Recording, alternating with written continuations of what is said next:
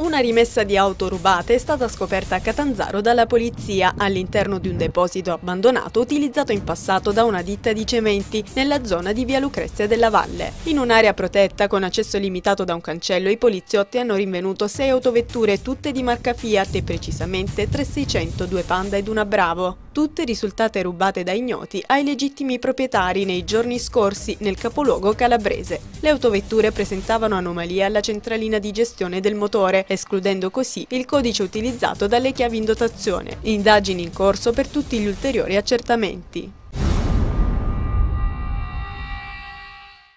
Si è svolto ieri a Reggio Calabria un presidio organizzato dal centro sociale Angelina Cartella dopo i gravissimi fatti accaduti in Val di Susa con il violento assalto alla Baita Clarea che ha messo in serio pericolo la vita di Luca Abba, generoso militante Notav da sempre, tuttora ricoverato in prognosi riservata. L'incontro si è tenuto nel tardo pomeriggio davanti alla prefettura della città per dimostrare, si legge in una nota, la nostra solidarietà ai fratelli Notav e la nostra indignazione verso uno stato di polizia pronto a difendere quei poteri che ci hanno portato all'attuale crisi.